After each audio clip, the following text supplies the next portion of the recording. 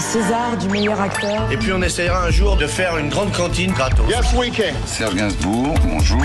Il n'y a eu qu'un vainqueur, c'est l'espoir. Europe 1. Et à 7h25 sur Europe 1, c'est l'heure du jour où. Oui, le 16 mai 2020, il n'y a pas si longtemps, en plein Covid, arrivait le premier week-end de déconfinement. Après des semaines passées entre quatre murs pour des familles, des gens seuls, des salariés en télétravail, nous pouvions, rappelez-vous, lors d'Autriche, circuler enfin presque comme nous le souhaitions. Oui, ce week-end de mai 2020 souffle à nouveau un vent de liberté. Chacun peut se déplacer jusqu'à 100 km de son domicile. Les Parisiens fuient la capitale pour se précipiter dans la forêt de Fontainebleau. L'idée, c'était juste de se dépayser et de sortir de Paris, de permettre aux enfants de courir, d'avoir moins mal aux oreilles quand ils crient dans l'appartement. D'être sur un flagrant délit de Parisiens qui essaient de faire de l'escalade à Fontainebleau. C'est une découverte, c'est pas facile. Ouais, c'est une façon de retrouver la nature et de refaire communion avec les éléments. Les plages aussi ont rouvert. Reportage d'Europe 1 ici à Malo-les-Bains dans le nord, près de Dunkerque. Ça manquait, hein.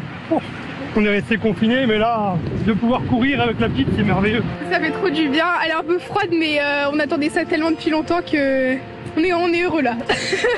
La mer, elle est pas top, mais bon, on avait tellement hâte d'y aller qu'on est allé quand même.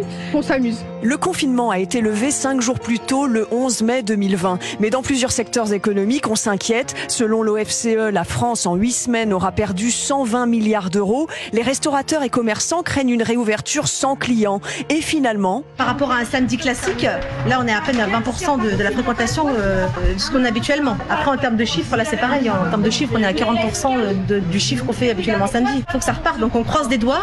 Les familles aussi peuvent depuis quelque temps se revoir physiquement, enfin, retrouver le regard d'un parent, d'une grand-mère, d'un frère. C'est désormais possible dans les EHPAD où les visites sont autorisées en respectant les distances réglementaires ou parfois à travers une vitre. Je me suis mise à pleurer. Déjà, pour commencer, ça faisait plus d'1 mois et demi que je l'avais pas vue. Même si on ne peut pas l'embrasser, si on ne peut pas la toucher, avec les masques, les gants, on avait qu'elle même une demi-heure.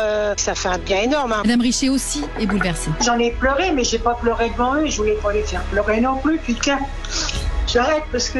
Mais non, pleurez pas, Madame Richer. Je m'ennuie trop. Le voilà qui s'avance, le monde d'après. Au printemps 2020, le plus dur semblait derrière nous, mais le Covid continuait de faire beaucoup de victimes et la France allait devoir affronter quelques mois plus tard 2 nouvelles périodes de confinement. Merci Laure d'Autriche. Il est l'heure de jouer avec Europe 1 et le jour où.